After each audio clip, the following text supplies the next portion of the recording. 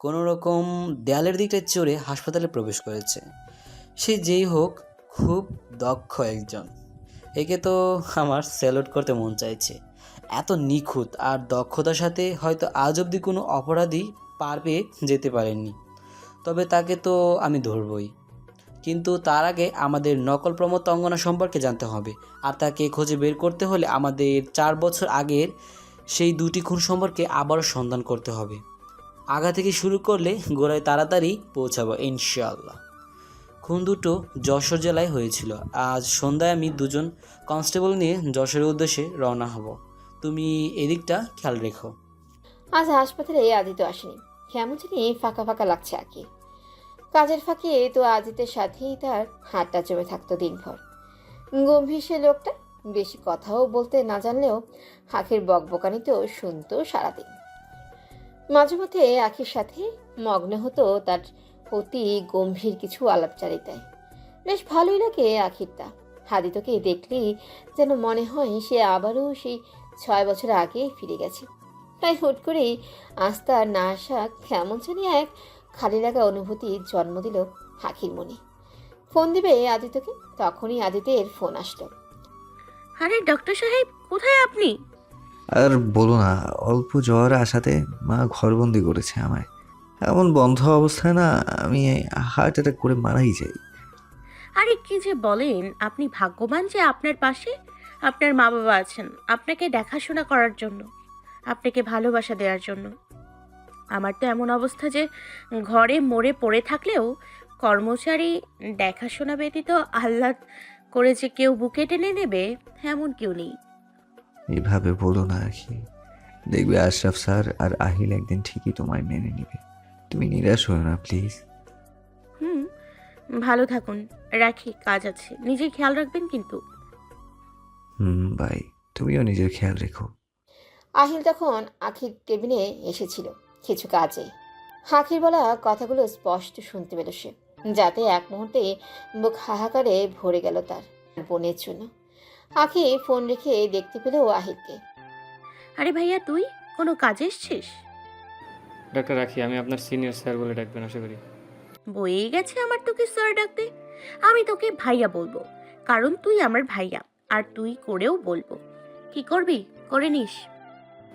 আপনি কিন্তু বেয়াদবি করছেন ডাক্তার রাখি। কি দেখেছিস তুই বেয়াদবি? সব কিছু আমিই করি, ওনারা কিছু করেন না। বাপ ছেলে বুড়ো বয়সে ঢং করতে শিখেছে, আমাকে সামনে থেকে জুনিয়র বলে অপদস্থ করবে, আর আমার জন্মদিনে লুকিয়ে আমার কেবিনে এসে গিফট রেখে যাবে। এই রে, এর কেবিনে গিফট রেখেছিলাম, এ কীভাবে জানলো? আর বাবাও একই কাণ্ড করলেন। যতই বলুক না কেন, বাবা আখিকে কখনো পর করতে পারবে না। কি ভাবছিস ভাইয়া? এইটাই তো। আমি কিভাবে জানলাম? আরে ভাইয়া, আমি তোর ছোট হতে পারি, কিন্তু বুদ্ধিতে তোর নানি। আমার কেবিনের সামনে সিসিটিভি তো আর এমনি লাগানো হয়নি। বাপ ছেলে কিভাবে লুকিয়ে ধিমি পায়ে এসছিল। আখি খিলখিল করে হেসে উঠলে।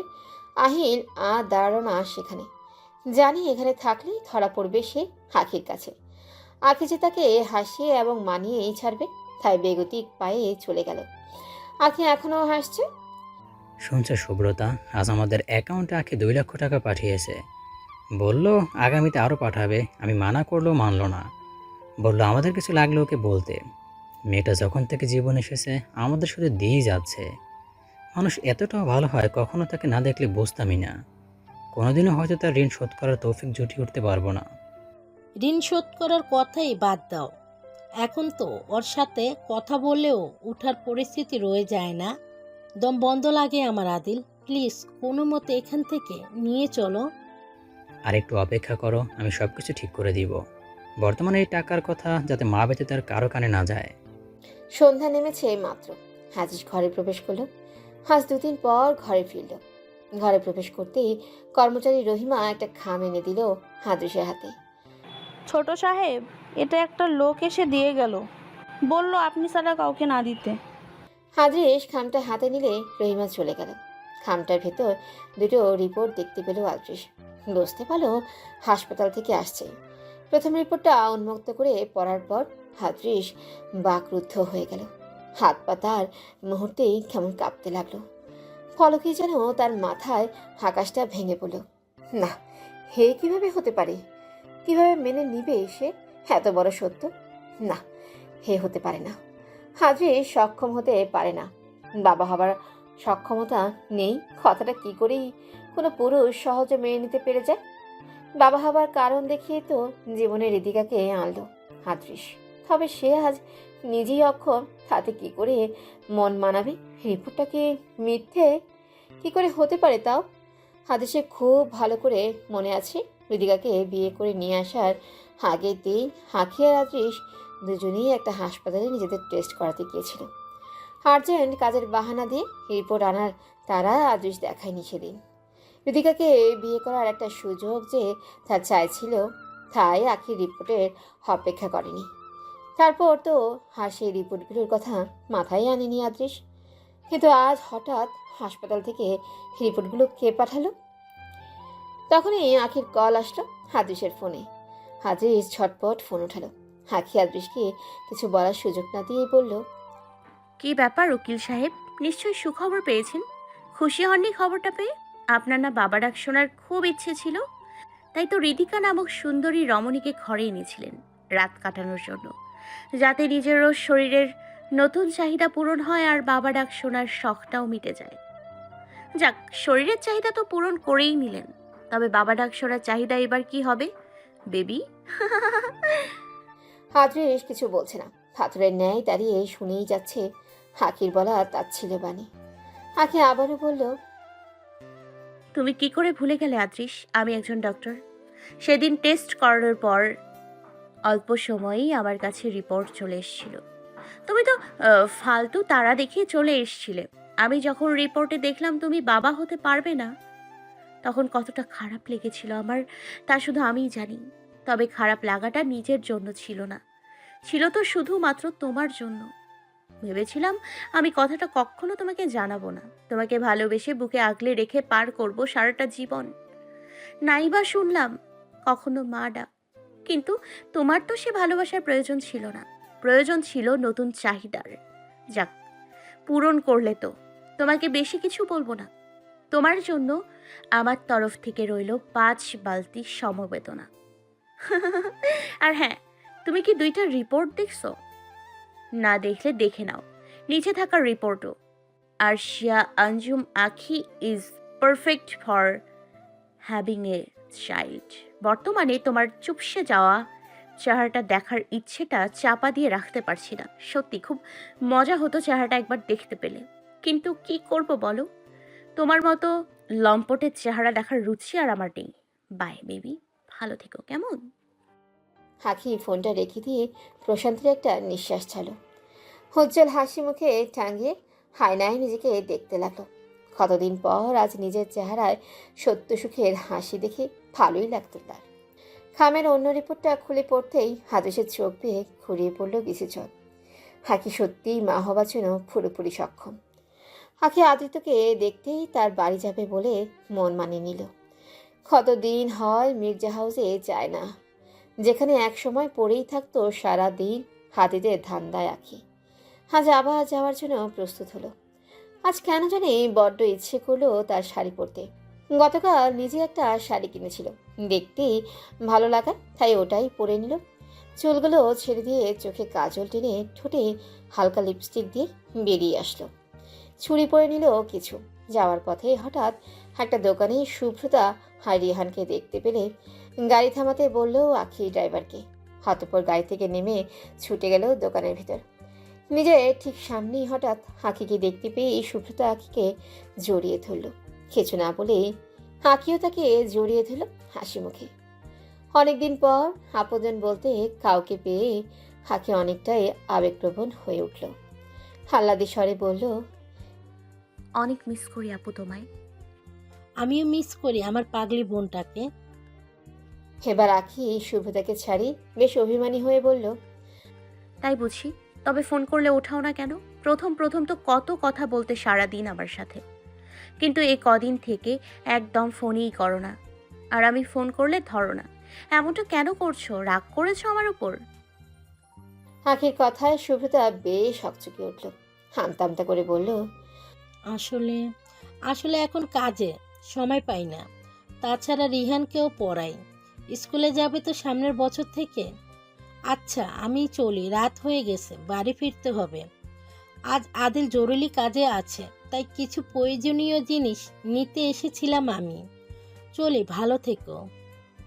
এ কি আপু, চলে যাবে কেন? এতদিন পর তোমার সাথে দেখা হলো, ভালো করে কথাও বলবে না? কাজ আছে আখি, অন্যদিন সময় করে ফোন করে নাও। চলি। আপু কি হয়েছে বলো আমায়, এমন করছো কেন তুমি? কই কিছু হয়নি তো। আমি জানি আপু কিছু হয়েছে, বলো আমায়। আরে আখি, তুমি শুধু শুধু অতিরিক্ত ভাবছো, কিছু হয়নি। চলি আমি। কথাগুলো বলতে বলতেই হুটহাট পায়ে রিহানকে কোলে নিয়ে বেরিয়ে গেল শুভ্রতা। ভালো করে রিহানকে আদরটাও করতে দিল না। শুভ্রতার এমন আচরণে আখির বেশ খটকা লাগলো। শুভ্রতা কেমন জানি আখিকে এড়িয়ে যেতে চাইছে, কিন্তু কেন? আর একটু খেয়ে নে বাবা আমার। মা, আর খেলে আমি বমি করব। ওকে করে নিস, মা আছি তো পরিষ্কার করার জন্য। তবুও খেয়ে নে বাবা আমার। দেখ না জ্বরের মুখটা কেমন শুকিয়ে গেছে দিনে দিনেই। আন্টি ছাড়েন, শুধু শুধু ওকে জোর করছেন কেন? সুস্থ হলে এমনিতেই খেতে পারবে। হ্যাঁ, আর তার আগে আমার ছেলে শুকিয়ে ভূত হয়ে তোমার দলে চলে যাক। আমার দল মানে? শেওড়া গাছের পেতনিদের দলে তো ভূতই থাকবে।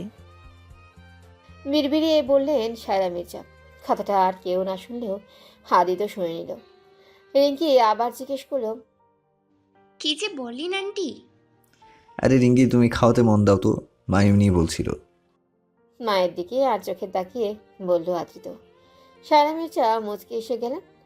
তখনই কলিং বেলটা বেজে উঠলে কর্মচারী রুবায়েত দরজাটা খুলে দিল।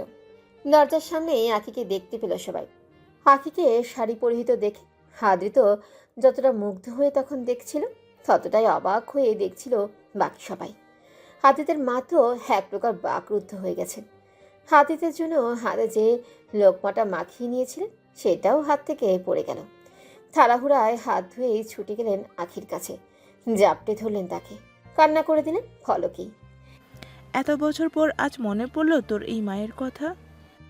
সায়রা মির্জার এমন ছোঁয়া আখির কোমল হৃদয়ে আঘাত করে গেল। আবেগী হয়ে জবাব দিল সেও। ভুলটার পরিমাণ এত ছিল যে কারোর কাছে থেকে ক্ষমা পেয়ে উঠবো ভাবতেও পারিনি। পাগল মেয়ে আমার, মা বাচ্চার সাথে রাগ করে থাকতে পারে নাকি? ঘরে আয়, আজ তোকে আর কোথাও যেতে দেব না। আখি ঘরে আসতে এশিকা এসে আখিকে জড়িয়ে ধরল। কেমন আছিস? আমাকেও ভুলে গেছিলি? সরি রে। থাপ্পড় দিব যদি আবারও সরি বলছিস তো। হেসিকার কথায় আখি হাসলো। এবার আরিয়ান মির্জা বললেন, কেমন আছো মা? এই তো আঙ্কেল, আলহামদুলিল্লাহ। এই তো আছি যেভাবে ছিলাম। তা আপনার কি অবস্থা ডক্টর সাহেব? হঠাৎ করে জ্বর বাঁধালেন কেমনে? আর বলিস না, ছেলেটার উপর কুনজর পড়ছে, তাই অসুখ নামছে না। হাঁ চোখে রিঙ্কির দিকে তাকিয়ে বললেন শায়লা মির্জা। আখি জিজ্ঞেস করলো, ওকে ও ও ওকে তো চিনলাম না। আমি রিঙ্কি, আদ্রিতের ক্লোজ ফ্রেন্ড। আরে না না, এত ক্লোজও না, দূরের ফ্রেন্ড, অনেক দূর থেকে এসেছে আমেরিকা। তুই এসব নিয়ে ভাবিস না, আমি তো অদ্রিতকে বিয়ে করাবো, তুই জানিস, ওর জন্য বউ দেখছি, একদম তোর মতন কেউ, তুই হলেও চলবে। শেষের কথা একদম হালকা করে বললেন শায়লা মির্জা। কি বললে তুমি মামুনি? আরে মা, তুমি কি আবার বিয়ের কথা ছাড়া আর কিছু পাও না? ও এতদিন পর বাড়ি এসেছে, ওকে এমনিই দাঁড় করে রাখবে? আরে না মা, তুই বস, আমি খাবার আনি। কতদিন হয় তোকে মুখে তুলে খাওয়াই না। না মামুনি, আমি এখন কিছু খাবো না। কি বলে পাগলি মেয়ে আমার, আগে আসলে মামনের হাতে খাবে বলে পাগল করতো, আর আজ আমি তোকে না খাইয়ে ছাড়বো ভেবেছিস? অতঃপর শায়লা মির্জা আখিকে খাওয়ার টেবিলে বসিয়ে তার জন্য খাবার বাড়তে লাগলেন। আদিত্যও এবার পাশের চেয়ারে এসে বসলো। বাকিরা নিজের অবস্থানে বসলেন। আদিত্য আখির দিকে বিমোহিত দৃষ্টিতে তাকাচ্ছে বারবার, যা রিঙ্কি খেয়াল করছে খুব প্রখরভাবে, যাতে বড্ড জ্বালাপোড়া অনুভূতি হচ্ছে তার মনে। হেসিকার দিকে সিয়ামকে কানে কানে বলল, দেখো না সিয়াম, আজ এতটা বছর পর ভাইয়ের চেহারাতে সেই খুশি, সেই ভালো লাগা দেখতে পাওয়া যাচ্ছে, যেমনটা সে 6 বছর আগে আখিকে দেখলে ভাইয়ার চেহারাতে ভেসে উঠত। হৃদিকা ভাবতে ভাবতে পেরেশান। কে করলো তার সাথে এমনটা? বাড়িতে এসেই পুরাতন সকল ব্যবহার্য জিনিস ফেলে দিয়ে নতুন করে আনিয়েছি, কিন্তু চিন্তা তো মাথায় থেকেই নামছে না। কে করলো এমনটা? আবার যে করবে না তার কি নিশ্চয়তা আছে? কিন্তু তার ব্যবহার্য জিনিসে কেই বা কিছু মেশাবে, আর কেমনি? ঘরের মানুষ ব্যতীত বাইরের কারোর সাথেই তো হৃদিকার তেমন কোনো মেলামেশা নেই।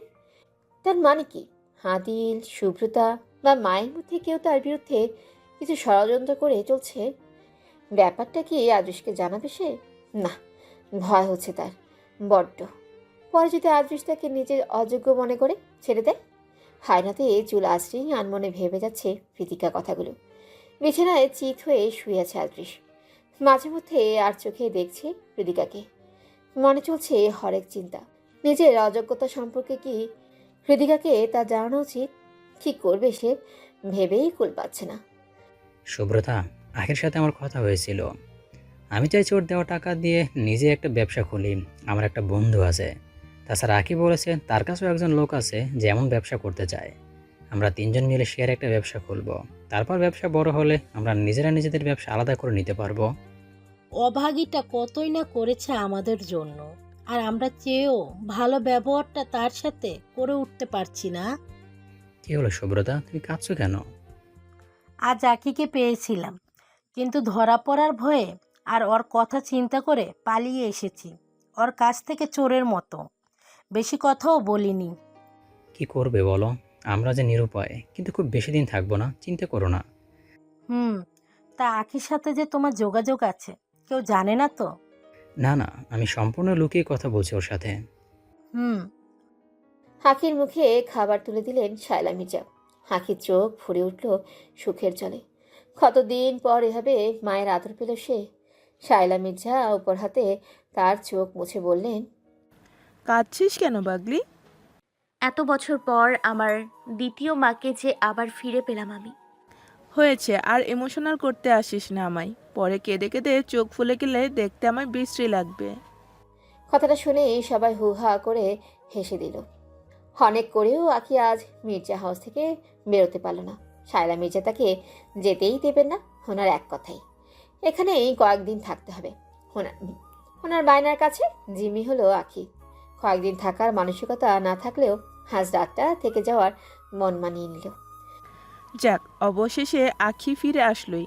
এখন ওই আপদ আদৃশও নেই। সুখে থাকতে ভূতে কিল দিয়েছে ওকে। বোঝেনি তো এখনও কি হারাইছে। যাক, যা হয় ভালোর জন্যই হয়। আদৃশ আখিকে না ছাড়লে আমার অদৃতের জীবনে আবারও আখি কেমনে ফিরতো? তোমার মাথা ঠিক আছে শায়লা? আমাদের ছেলে এখনও বিয়ে হয়নি, ওর জীবনে এখনও কোনো দাগ লাগেনি। হ্যাঁ, কথাটা 6 বছর আগে হলে ঠিক ছিল, কারণ তখন আখিও অবিবাহিত ছিল, তার জীবনে কোনো কলঙ্ক ছিল না। কিন্তু এখন আখি ডিভোর্সি, তাও মেনে নেওয়া যেত, কিন্তু আদৃশকে ওকে ছেড়েও মা হতে পারবে না বলে। কথাটা তুমি জানো, এত কিছুর পরেও তুমি বলবে আখিকে ঘরে বউ বানাতে? তুমি কথাটা কেমনে বলতে পারলে আরিয়ান? আখিকে তুমি... আমি সবসময় ঈশিকার মতো করেই রেখেছি, সেই প্রথম থেকেই। আমি আখিকে আমার অদৃতের বউ করে ঘরে নিয়ে আসার স্বপ্ন দেখে এসেছি। কি হয়েছে ও ডিভোর্সিত? কি হয়েছে ও মা হতে পারবে না তো? ছি আরিয়ান, এত শিক্ষিত হয়েও তুমি এমন মন মানসিকতা রাখো? আজকাল অনেক ব্যবস্থা আছে নিজের সন্তান পাওয়ার। টাকা থাকলে এমন অনেক পাওয়া যায়। তাছাড়া আখি অদৃত দুজনই ডাক্তার। আচ্ছা, একটা কথা বলো, তুমি আমায় আল্লাহ না চান যদি এমন সব কিছু আমাদের ঈশিকার সাথে হতো, তখন কি তুমি এমনটা বলতে ওকে নিয়ে? দেখো শায়লা, তুমি আমার ভুল ভাবছো। আখিকে আমি যথেষ্ট ভালোবাসি, আমার কাছেও ঈশিকার মতোই, কিন্তু ওর মানে এটা নয় যে অনুভূতিতে ভেসে যুক্তিগত দিক ভুলে যাব। তুমি থাকো তোমার যুক্তি নিয়ে। এ ঘরে বউ হয়ে তো আখি আসবে। কথাটা বলে কক্ষ থেকে বেরিয়ে গেলেন শায়লা মির্জা। হারিয়ান মির্জা মনে মনে কি যেন ভাবতে লাগলেন। আদিত্যদের বিশাল বাড়ির একটা গেস্ট রুম আখির জন্য রেডি করা হয়েছে। কক্ষটা বেশ ভালোই লাগলো আখির। সাথে করে এক্সট্রা কাপড় তো আনেনি, তাই ঈশিকা নিজের একটা নতুন 3 পিস পরতে দিল তাকে। ঈশানার সদ্য বাচ্চা হয়েছে, ছইটা আগের থেকে একটু বেড়েছে, তাই আখির গায়ে কাপড়টা অনেকটাই ঢিলে পড়েছে, কিন্তু খারাপ লাগছে না তাকে। তাছাড়া আখি ঢিলে কাপড়ে বেশ স্বাচ্ছন্দ্য বোধ করে। বাইরে বৃষ্টি নেমেছে প্রচুর, আবহাওয়া বেশ শীতল।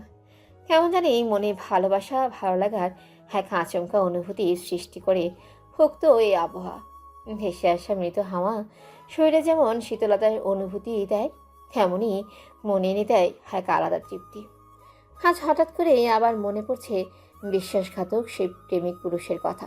না জানি এমন কত সুন্দর ক্ষণ কাটিয়েছে আখি তার সনে। চাইলে কি ভালোবাসার সেই মুহূর্তগুলো নিমেষেই ভোলা যায়? বারান্দার বেশ পাশ ঘেঁষে দাঁড়ানোতে বৃষ্টি এসে আছড়ে পড়ছে আখির গায়ে।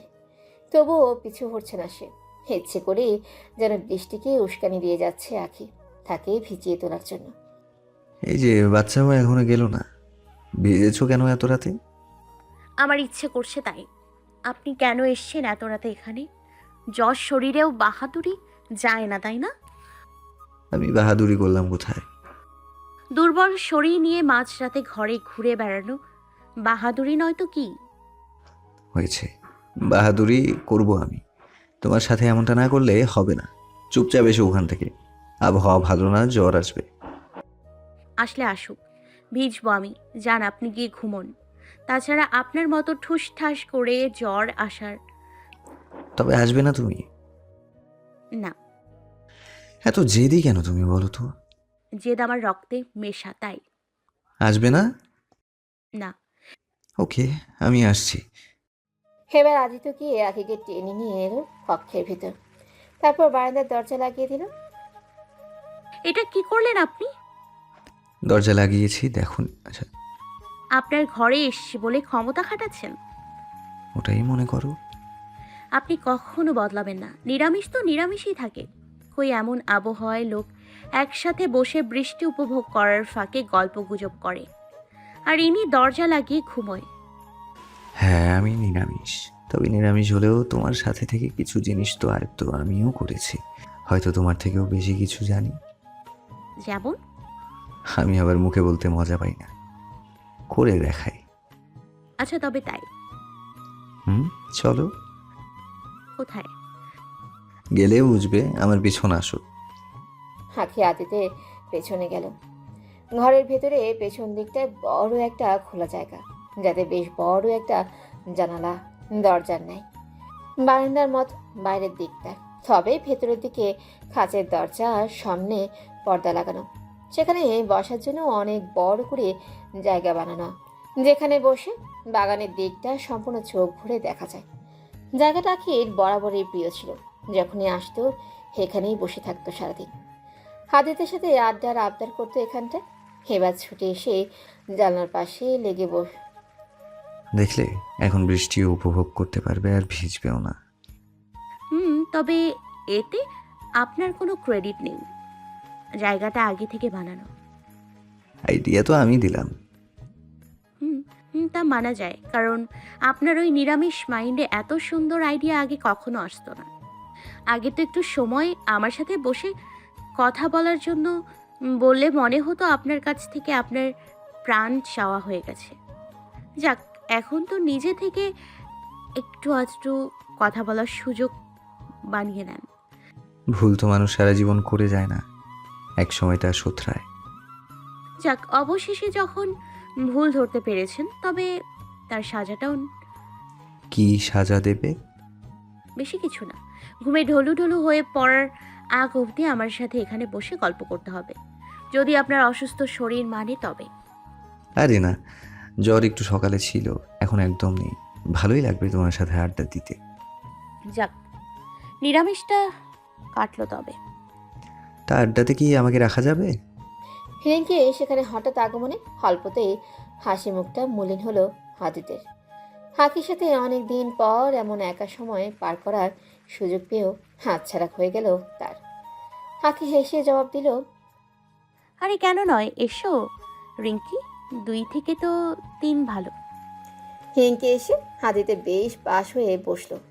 আখি কেমন জানি ভালো লাগলো না বিষয়টা, তবুও মানিয়ে নেওয়ার চেষ্টা করলো। তবে আদিত অনেকটাই সরে গেল সাথে সাথে। তো আখি, তোমার কথা অনেক শুনেছি আদ্রিতের কাছে। তাছাড়া এখন ইশিকার কাছ থেকেও শুনে এলাম। ভালোই নাম করে ফেলেছো তুমি কম দিনে। ধন্যবাদ। তা তোমার আর ডক্টর আদ্রিতের পরিচয় কেমনে? আমেরিকাতে দুজন একই হাসপাতালে ছিলাম, একসাথেই কাজ করতাম দুজন। ওখানে তো আমাদের বেশ নাম ছিল, শুধু ডাক্তারি যোগ্যতার জন্য না, একসাথে আমরা এত থাকতাম যে অনেকেই আমাদের গার্লফ্রেন্ড বয়ফ্রেন্ড মনে করতো। আসলে আদি তো চাইলে হয়তো এতদিনে বিয়েও করে নিতাম আমরা। ও, রিঙ্কির কথায় কেন জানি অনেকটাই খারাপ লাগলো আখি। কেমন যেন ঠিক তেমনটাই অনুভব হলো যেমনটা ঠিক 6 বছর আগে হাজিদের পাশে কোনো মেয়েকে দেখলে হতো। পার্থক্য শুধু এটাই, তখন আখি এতে অতিরিক্ত প্রতিক্রিয়া করত, সবার সামনে আজিদের উপর অধিকার ফলাতো, তাকে নিজের বলে দাবি করত। আর বর্তমানে যারা এক অংশ করার মানসিকতা আখির নেই, তাই পানসি মুখে অল্প জবাবটা দিল। এদিকে আজিদের মনে ভয় জন্মালো।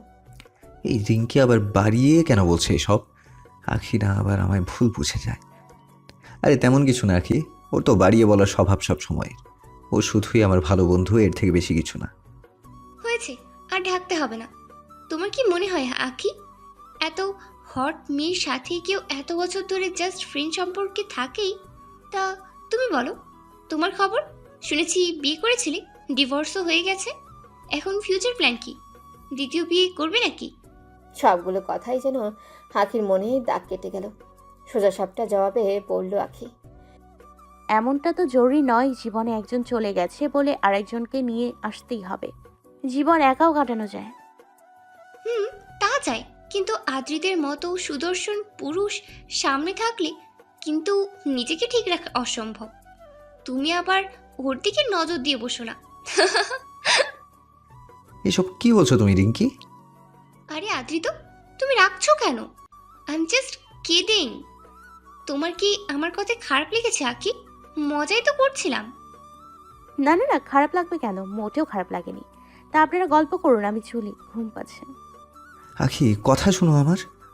আখি আদিতের পিছু ডাকে কান্না দিয়ে চলে যায়। আদিত্য এবার বেশ রেগে বলে, তুমি আমার রাগ সম্পর্কে খুব ভালোভাবে জানো রিঙ্কি।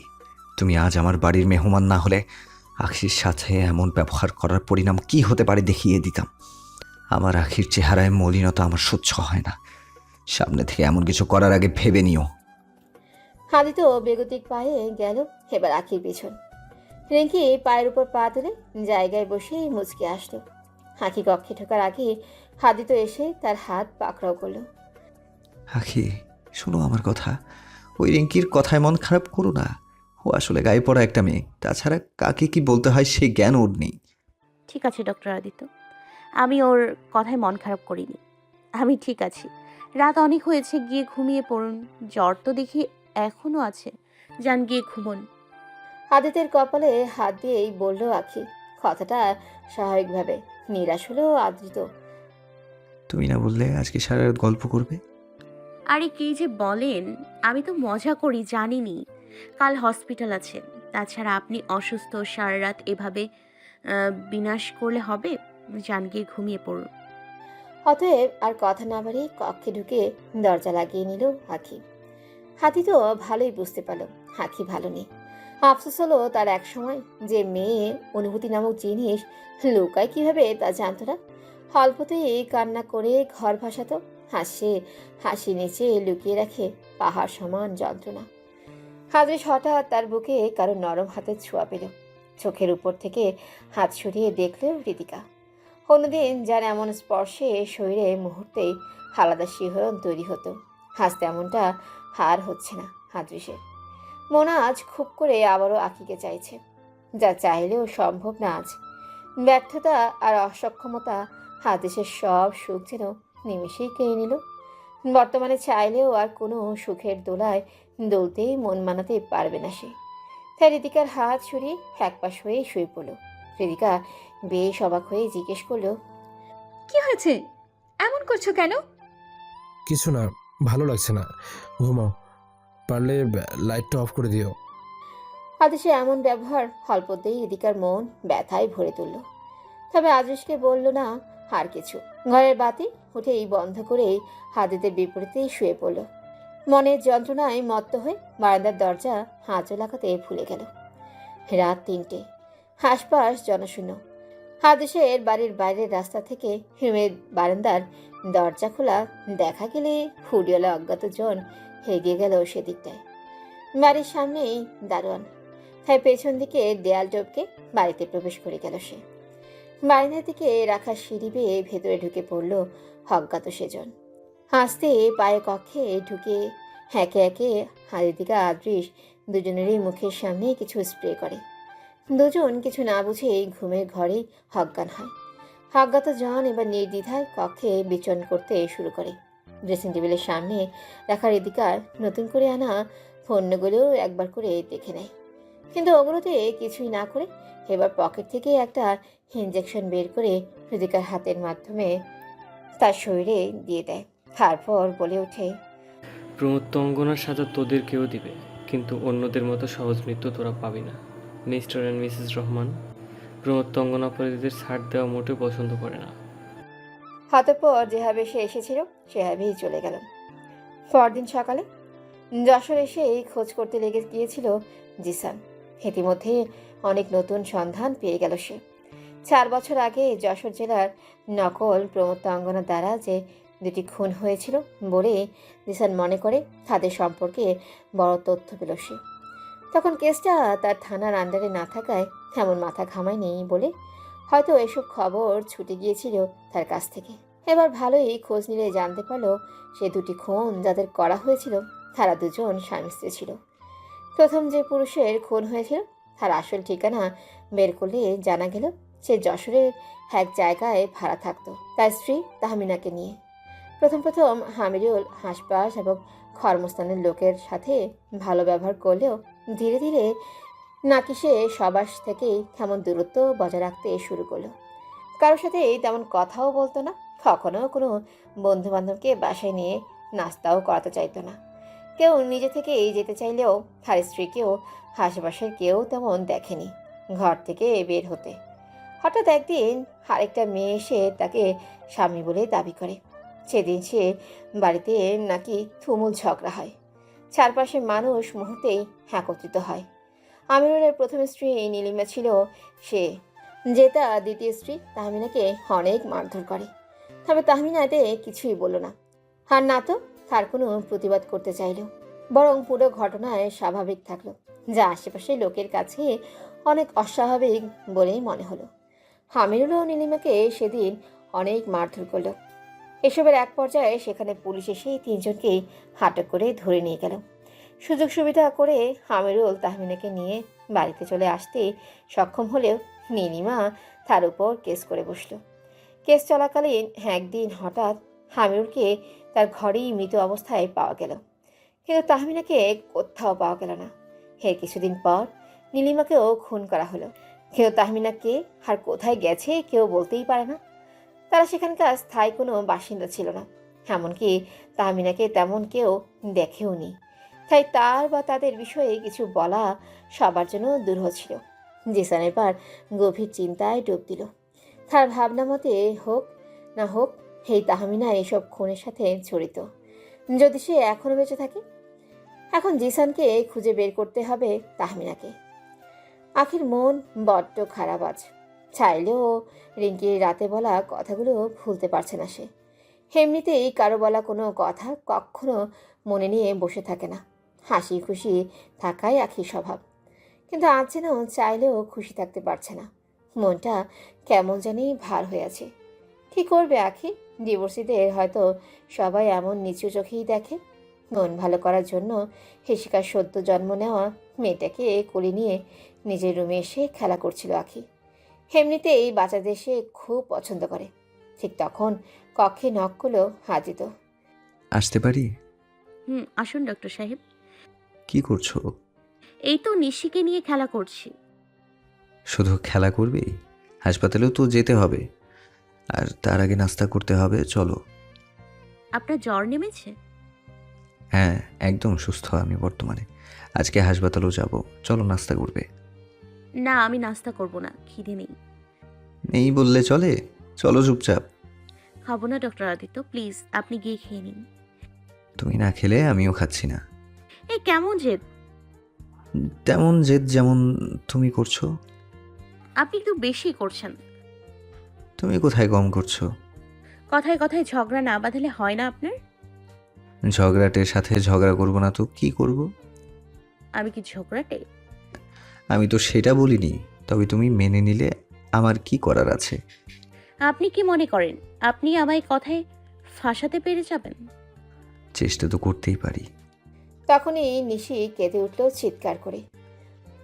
দেখলেন তো আপনার বাজে ফজলামু, নিশিরও পছন্দ হয়নি, দিলেন তো কাঁদিয়ে বাচ্চাটাকে। না না, কাঁদে না ময়না। ও কাছে কারণ ওর তোমার কথা পছন্দ হয়নি। আপনার মতো পচা নিরামিষ কথা বলি না আমি। হয়েছে, তোরা থাম এবার। এত বড় হয়েও দুজন বাচ্চাদের মতন ঝগড়া করা বাদ দিলি না। আখি, চল অদ্রিতকে নিয়ে নাস্তা করবি, নিশিকে আমার কাছে দে। না মামুনি, খিদে নেই। আবার কথাটা বললে নাস্তার জায়গায় থাপ্পড় খাইয়ে তোর পেট ভরাবো। তুমি আমায় এমনটা বলতে পারলে মামুনি? হালাদি করে ঠোঁট উল্টে বলল আখি। যাবি এবার? খেতে না দিব সত্যি একটা কানের নিচে বসিয়ে। দিয়ে দাও মা, তাও যদি একটু বুঝদার হয়। আখি আদিত্যকে ভেঙচি কেটে চলে গেল পাশ কাটিয়ে। আদিত্যও মুচকে এসে তার পিছু গেল। শায়লা মির্জা দুজনে যাওয়ার পানে তাকিয়ে বললেন, আল্লাহ আমাকে তৌফিক দান দাও, যাতে এই দুজনকে আমি এক পবিত্র বন্ধনে বেঁধে দিতে সক্ষম হই, যে বন্ধন থাকবে জীবনভর, কখনো ছিঁড়ে যাবে না। দুজন একে অপরের খুঁজে পাবে নিজেদের প্রকৃত সুখ। রহম করুন রাব্বুল আলামিন। আজ হঠাৎ করে লক্ষ্য করলো হৃদিকা তার গায়ের চামড়া খসখসে হয়ে যাচ্ছে। একটা টান টান ভাব সারা শরীর জুড়ে। মনের ভয় আরও প্রখর হলো তার। হঠাৎ হাতে অল্প ব্যথা অনুভব করে হাতে সূচের ছিদ্র লক্ষ্য করলো সে। হতবাক হলো মুহূর্তে। আমি তো কোনো ইঞ্জেকশন দেইনি, তবে হাতে সূচের দাগ এলো কোথা থেকে? তাছাড়া ব্যথাও আছে, এদিকে চামড়াও কেমন খসখসে হয়ে আছে। না, দেরি করলে হবে না দেখছি। আজ একবার সময় করে ডাক্তারের কাছে যেতেই হবে। এভাবে বসে থাকলে তো আর হয় না। তবে ব্যাপারটা আদ্রিসকে জানানো উচিত হবে না। হাদুসের কিছুই ভালো লাগছে না। জীবনটা কেমন বিষাদময় হয়ে গেছে। মন শুধু আখিকেই খুঁজে বেড়াচ্ছে। আয়নার সামনে দাঁড়িয়ে শার্টের বোতাম লাগাচ্ছিল, তখন হৃদিকা এসে তাকে বোতাম লাগাতে সাহায্য করতে শুরু করলে তাকে বাধা দিল আদ্রিস। হৃদিকার প্রতি কোনো টানই যেন বর্তমানে অনুভব করছে না সে আর। কি হয়েছে আদ্রিস? কিছু না, ভালো লাগছে না কিছু। আমি চলি। কখন ফিরবে? আজ কখন আসবো জানি না, আসতে দেরি হতে পারে। দিনে ফিরবে না তো? না, কেন? না, এমনি। হামতা করে জবাব দিল হৃদিকা। আদ্রিস আর সে নিয়ে এত মাথা না ঘামিয়ে বরং চলে গেল। মামুনি, আমি হসপিটাল থেকে বাড়ি চলে যাব। কি বললি তুই? আবার বলতো। না মানে একদিন তো থেকেছি। তো কোন বড় তীর মেরেছিস? এখানে তুই মাস দেড়েক থেকে যাবি, তার মধ্য দিয়ে তোকে পার্মানেন্ট করে রাখার ব্যবস্থা করে নিব আমি। শেষের কথা মিনমিনিয়ে বললেন শায়লা মির্জা। কি বললে মামুনি? না, বললাম যে তুই এখন যাবি না। কিন্তু মাস দেড়েক তো বেশি হয়ে যায়। তো কি হলো? বুঝেছি, আমি তো তোর নিজের মা না, তাই এমন করছিস। নিজের মা হলে তো এমন কখনো করতি না। তুমি কিন্তু আমায় ইমোশনালি ব্ল্যাকমেল করছো মামুনি। হ্যাঁ, আমার অনুভূতি তো নাটক মনে হবে তোর কাছে। যা, চলে যা, আমার আর কাউকে প্রয়োজন নেই। কি বলছেন মামুনি এসব? আচ্ছা ঠিক আছে, 1.5-2 মাস না থাকলেও কিছুদিন থেকে যাব, এবার খুশি? এই তো আমার লক্ষ্মী মেয়ে। অনেক সন্ধানের পর জিসান পেল আমিরুলের ঘনিষ্ঠ এক বন্ধুর খোঁজ। আমিরুলকে প্রায় সময় তার সাথেই দেখা যেত। অনেকের মুখ থেকেই খবরটা জানতে পারল জিসান। এবার বের হলো তার বাড়ির ঠিকানা, কিন্তু তার বাড়িতে গিয়ে যা শুনলো আর শোনার জন্য মোটেও প্রস্তুত ছিল না সে। লোকটির নাম মিশু। ঘরে তার স্ত্রী আর 2টা সন্তান আছে। মিশু আর আমিরুল সম্পর্কে মিশুর স্ত্রীর কাছে জানতে চাইলে মহিলাটি জানালো, স্যার, আমার স্বামী মিশু হাসান একটা ছোট কোম্পানিতে কাজ করতেন। ওনার সাথে কাজ করতো আমিরুল। ওখান থেকেই দুজনের পরিচয়। কম দিনেই দুজনের সম্পর্ক ঘনিষ্ঠ বন্ধুত্বে পরিণত হয়। আমিরুল প্রায় আমাদের বাড়িতে আসতো, তবে তার স্ত্রী তাহমিনাকে কখনো আনা হয়নি। দাওয়াত দিলেও সে আসতে চায়নি কখনো। উল্টো আমিরুল বলতো তাহমিনা নাকি আমিরুলের অন্যদের সাথে মেলামেশা তেমন পছন্দ ছিল না, আর আমিরুল তাকে খুব ভালোবাসে। তাকে হারাতে চায় না। আমিরুলের আগের স্ত্রী ছিল ঢাকাতে, নিজস্ব বাড়ি আছে আমিরুলের। নীলিমার দূর সম্পর্কের বোন ছিল নাকি তাহমিনা। আমিরুলের তাহমিনাকে হঠাৎ ভালো লেগে যায়, কিন্তু সে চাইলেও নীলিমাকে ছাড়তে পারতো না, কারণ আমিরুলের মা বাবা নীলিমাকে খুব ভালোবাসতেন। ওকে ছাড়তে গেলে হয়তো ঘর সম্পত্তি সব কিছু ছাড়তে হতো তাকে। তাই আমিরুল কাজের কথা বলে তাহমিনাকে বিয়ে করে এসে যশোরে থাকতো। এইটুকুই জানতাম আমরা তার বিষয়। হঠাৎ একদিন আমার স্বামী কারোর হাতে খুন হন। তার লাশের পাশে প্রমত্ত অঙ্গনা নামটা পাওয়া যায়। স্থানীয় পুলিশ এ নিয়ে খোঁজ করলেও আজ অবধি কোনো সন্ধান পাওয়া যায়নি। তার কিছুদিন পরে আমিরুলও এইভাবেই মৃত্যু ঘটে প্রমত্ত অঙ্গনা দ্বারা। কথাগুলো শুনে জিসান জায়গায় স্থির হয়ে যেন থাকতেই পারছে না। রহস্য খুলতে এসে রহস্যের মারপেচে তলিয়ে যাচ্ছে জিসান। খুনের সন্ধান করতে গিয়ে খুনের সংখ্যা অজস্র বেরিয়ে আসবে। আগে তো এমন ভাবার কথাই ছিল না। এবার আবার জিজ্ঞেস করলো জিসান তাকে। আচ্ছা, আমিরুল ঢাকায় কোথায় থাকতো সেটা কি আপনি জানেন? তাহমিনার কোনো ছবি হবে বা তাকে কখনো দেখেছো? আসি তাহলে। জিসান আবার নিরাশ হয়ে ফিরে এলো। তাকে এবার আমিরুলের আসল বাড়ির ঠিকানা পেতে হবে। ওখানে গেলে হয়তো কোনো সন্ধান পাওয়া যেতে পারে। হৃদিকা বসে আছে ডাক্তারের চেম্বারে। হাজরিস বেরিয়ে যেতে হৃদিকা বেরিয়ে এসেছিল। ডাক্তার আবারও তাকে চেক আপ করলেন। সে তার হাতের ব্যাপারে বলল নাকি। এবার ডাক্তার বললেন, মিসেস হৃদিকা রহমান, আপনার শরীরে যে ভাইরাসটা পাওয়া গেছে তা নিয়ে আমি অনেক রিসার্চ করেছি। অতঃপর এই বিষয়ে অনেক কিছুই জানতে পারলাম আমি। ভাইরাসটা মানুষের শরীরে বা অন্য কোথাও কখনো নিজে থেকে জন্ম নেওয়ার কোনো যোগ্যতা রাখে না। এটা সম্পূর্ণ মনুষ্য সৃষ্টি। এটা কোনো মাধ্যম খোঁজে কারো শরীরে পৌঁছানোর জন্য, আর শরীরে ঢুকে শরীরের ক্ষমতা নষ্ট করে দেয়, যাতে অল্প বয়সে বার্ধক্যের ভাব চলে আসে। ধীরে ধীরে শরীর অচল হয়ে পড়বে। এটার অংশ অনুযায়ী এর মোট 3 অংশ। পূর্ণাঙ্গ কাজের জন্য এর প্রথম অংশ অল্প আকারে দিতে হবে এবং পরে অংশ এর থেকে বেশি আকারে, আর তারপরের অংশ 1 থেকে বেশি। এই 3 ডোজে একজনকে জীবন্ত লাশে পরিণত করতে সক্ষম। এ কি বলছেন ডাক্তার? তার মানে কি আমার শরীরে 2 ডোজ দেওয়া হয়ে গেছে? আপনার কথা মতো আপনার শরীরে ইনজেকশন পুশ করা হয়েছে। আপনি তা বুঝতেই পারেননি। এর মানে তো এটাই হয় যে আপনার শরীরে 2 ডোজ দেওয়া হয়েছে। তাও টেস্ট করে দেখতে হবে। এর থেকে বাঁচার কি কোনো রাস্তা নেই ডাক্তার? দেখুন, আমি ওষুধ লিখে দিতে পারবো, কিন্তু কাজ করার কোনো নিশ্চয়তা নেই। যেহেতু ভাইরাসগুলো নতুন, তাই এত তাড়াতাড়ি তার কোনো তথ্য দেওয়ার সামর্থ্য বর্তমানে কোনো ডাক্তারের থাকবে না। তবে হ্যাঁ, এই যে এটা বানিয়েছি তার কাছে এর প্রতিষেধক নিশ্চয়ই থাকবে। ভাইরাসটা যেই বানিয়েছে সে নির্ঘাত কোনো বিজ্ঞ ও দক্ষ একজন বিজ্ঞান সম্পর্কে প্রচুর জ্ঞান রাখে। যেহেতু আপনার সাথে সে এমন করেছে, তবে তো নিশ্চয়ই তার আপনার ব্যক্তিগত কোনো সমস্যা।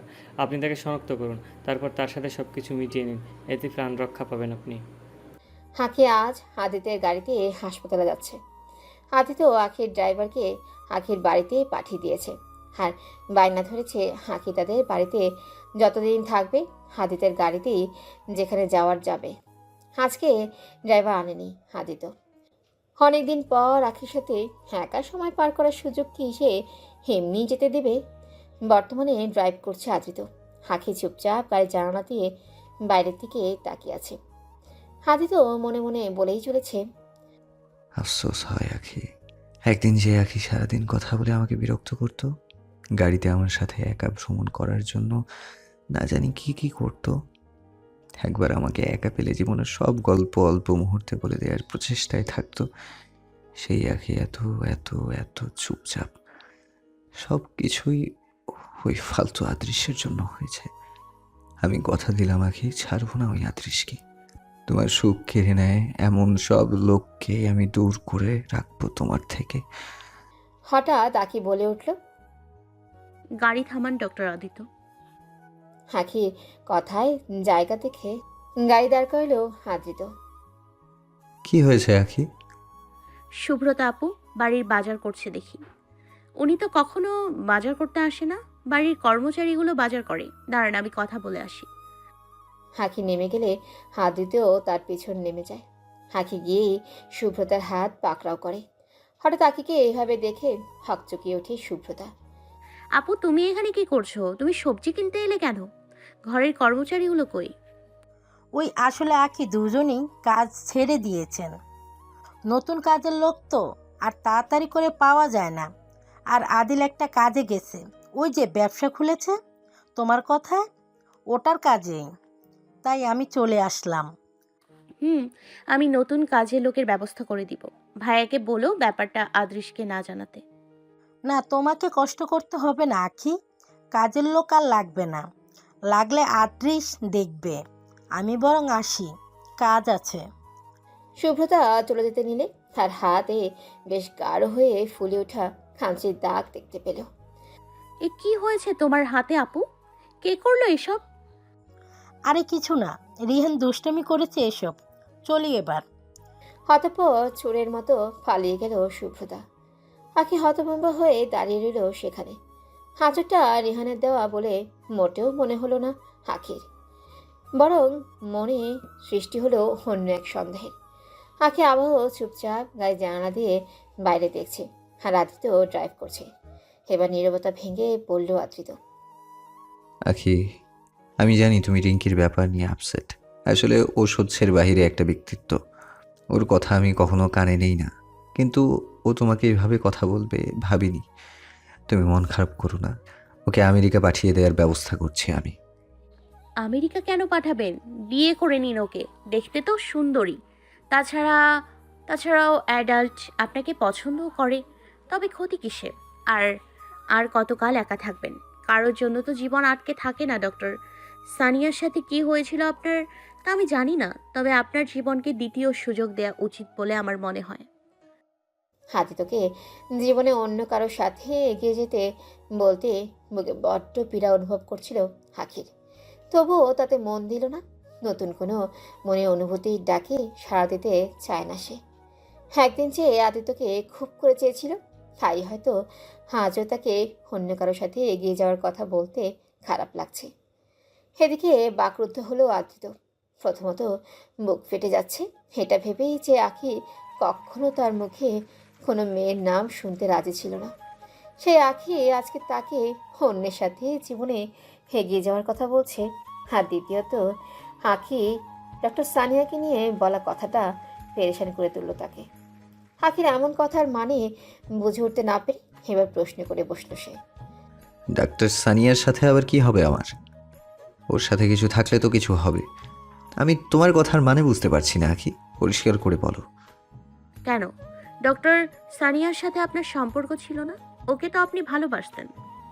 কি বলছো আখি, মাথা ঠিক আছে তোমার? সানিয়াকে আমি ভালোবাসতে যাব কেন? এটা ঠিক, ও আমায় পছন্দ করতো, কিন্তু আমি ওকে কখনো পাত্তা দেইনি।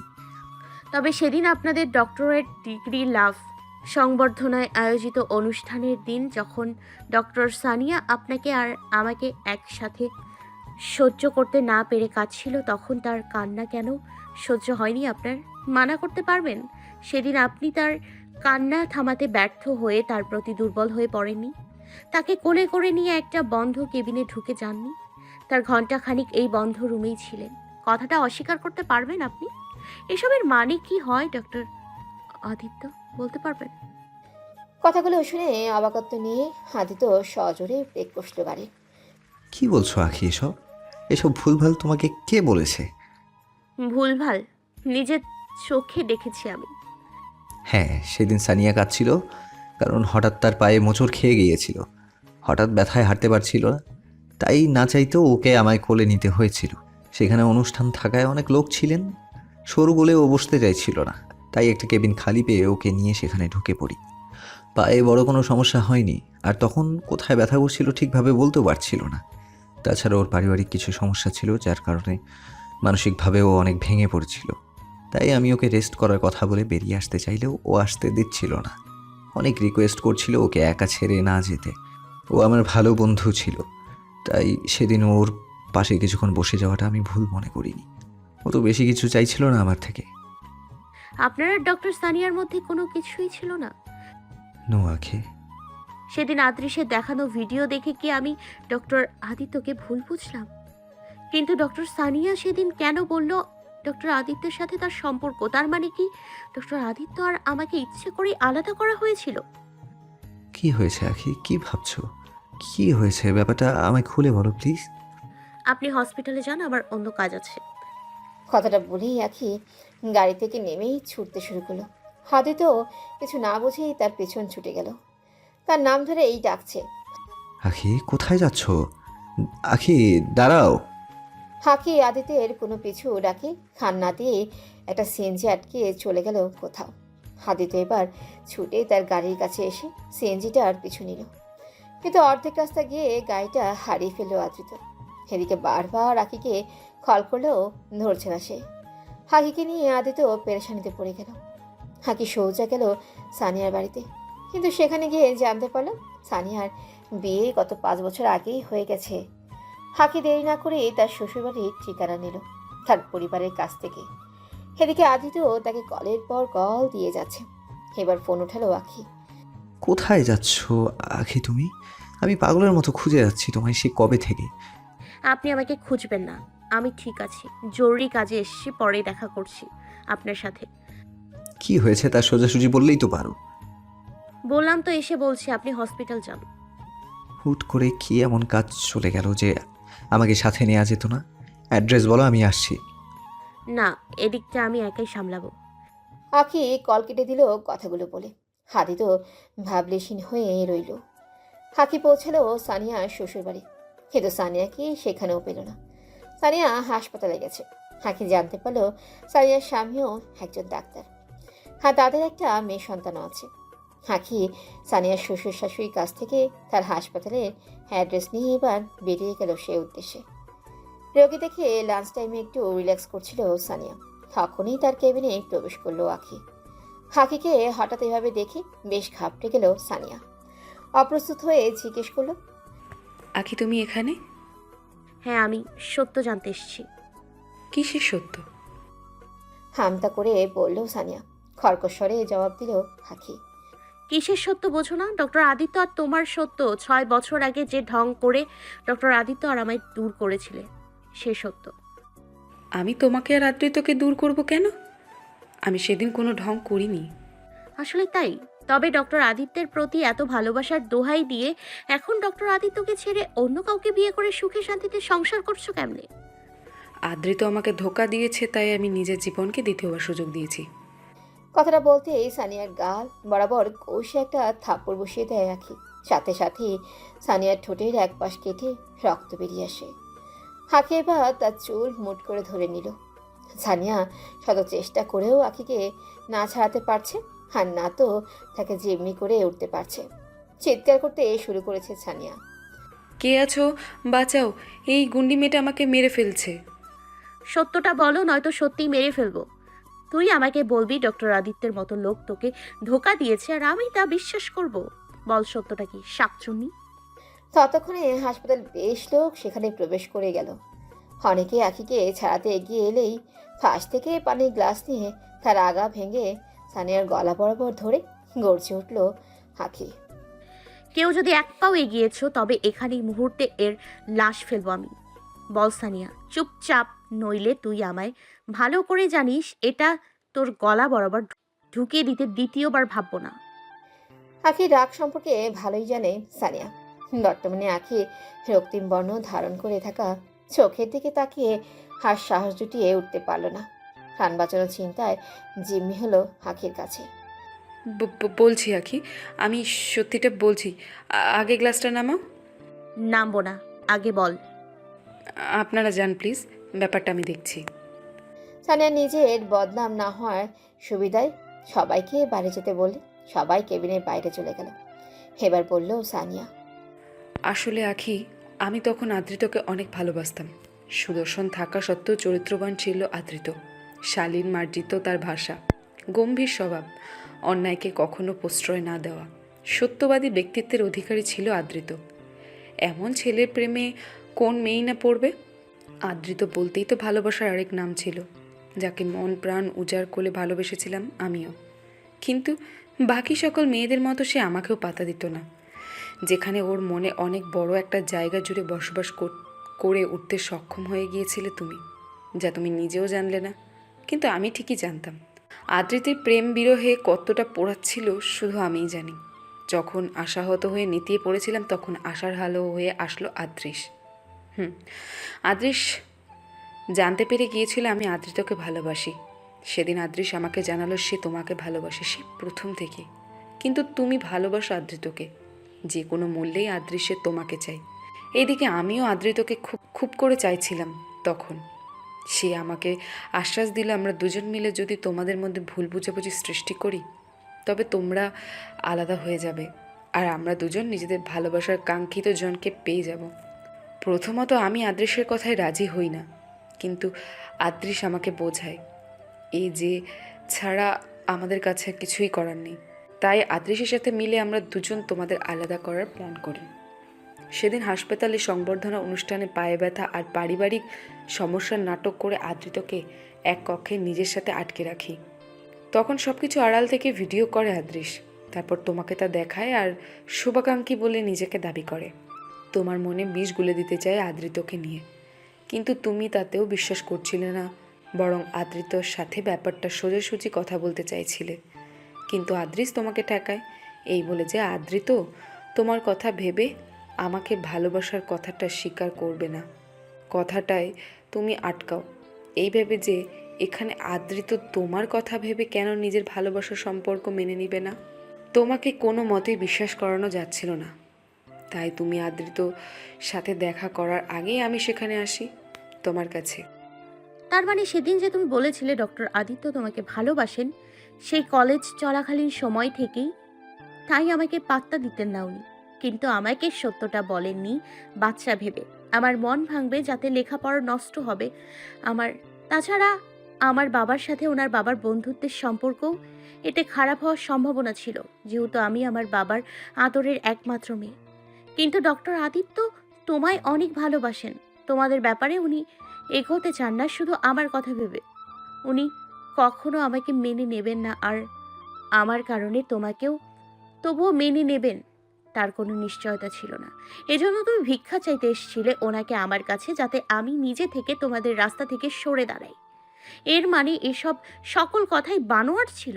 তবে ওই রেকর্ডিং, এটা কি ছিল যেটাতে আদিত্য তোমাকে বলেছিলেন আমি শুধু তোমাকে ভালোবাসি সানিয়া, তবে আখি বাচ্চা মেয়ে আমাকে অনেক ভালোবাসে। আমি চাই না ওর এ বয়সে মন ভাঙুক ও উল্টাপাল্টা কিছু করে বসুক। তাই যতদিন আমি বিষয়টা ওকে বুঝিয়ে উঠতে না পারছি ততদিন আর আমাদের ব্যাপার এগোবে না। হুবহু ওনার কণ্ঠের রেকর্ডিং কোথা থেকে এনেছো বলো? আমি আর আদৃশ মিলে একজন ভয়েস আর্টিস্টকে অনেক টাকা খাইয়ে আদৃতের কণ্ঠস্বর শুনিয়ে এমনটা করে উঠতে পেরেছিলাম। সেই লোকটা প্রায় লোকেরই আওয়াজ নকল করতে পারত। শকচুনি ডক্টর আদিত্যকে আমার বিরুদ্ধে কি বুঝিয়েছিস তোরা বল? আদৃশ তোমাকে এড়িয়ে চলতে চলতে একসময় তোমাকেই ভালোবেসে ফেলেছিল। সে তা দেরিতে হলেও বুঝতে সক্ষম হয় অবশেষে। সেদিন অনুষ্ঠানের পরে তোমাকে প্রপোজ করবে ভেবেছিল। কথাটা আমি জানতাম, আদৃত আমাকে আগেই বলেছিল, কিন্তু আমি তার আগেই তাকে অভিনয় করে বন্ধ কক্ষে আটকে রেখেছিলাম নিজের সাথে। আর ততক্ষণ তুমি ওকে ভুল বুঝে গিয়েছিলে।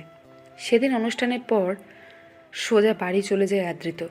হয়তো নিজে অনেক ক্লান্ত ছিল, আর তুমিও ওকে ভুল বোঝা থেকে তার সাথে কোনো কথা বলনি, যাতে আমাদের জন্য অনেক ভালোই হয়েছিল। আমরা সেই অল্প সময়ে তোমার মনে ভুলের পাহাড় তুলেছিলাম। তার পরের দিন আদৃত তোমাকে এক জায়গায় ডাকায় তোমাকে প্রপোজ করবে বলে, কিন্তু তোমাকে জানিয়েছিলাম শুধু তোমাকে দেখা করতে চাই।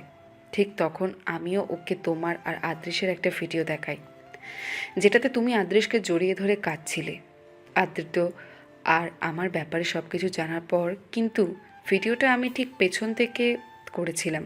বিদায় এমন মনে হচ্ছিল যে তুমি আদৃশকে সুখের আলিঙ্গন করছো। ভিডিওটা দেখে আদৃতর মাথায় মুহূর্তেই রক্ত চাপে। সেদিন যেমন তোমার অল্প হাত ধরে টান দিয়ে নেওয়ায় আদৃশের হাতটা ভেঙে দিয়েছিল, তেমনই ভিডিওটা দেখে আদৃশকে মারতে চাচ্ছিল আদৃত। তখন আমার একটা কথায়ও থমকে দাঁড়িয়েছিল। আমি বলেছিলাম, আখি তোমায় ভালোবাসে না আদৃত, তুমি শুধু ওর মনের ভুল ছিলে। বিষয়টা বুঝে যেতে ও অনেক দেরি করে ফেলেছে। ও আদৃশকে ভালোবাসে। অবশেষে বুঝতে পেরে এখন তোমাকে নিয়ে অনুশোচনায় ভুগছে, কারণ এতদিন তোমার পিছন ঘুরঘুর করেছে। তোমার চোখে নাকি ও নিজের জন্য ভালোবাসা দেখতে পেয়েছে, কিন্তু সে এখন উপলব্ধি করতে পারছে সে তোমাকে ভালোবাসে না, কিন্তু তোমাকে অনেক সম্মান করে। তোমার মন ভাঙার শাস্তি জুটিয়ে উঠতে পারছে না। কথাগুলো শুনে একদমই বিশ্বাস করেনি, বরং সেদিন আমি কোনো মেয়ে না হলে হয়তো প্রাণে মেরে ফেলতো। তাই তাকে বিশ্বাস করানোর জন্য তোমাকে সেদিন তার সামনাসামনি আনাই।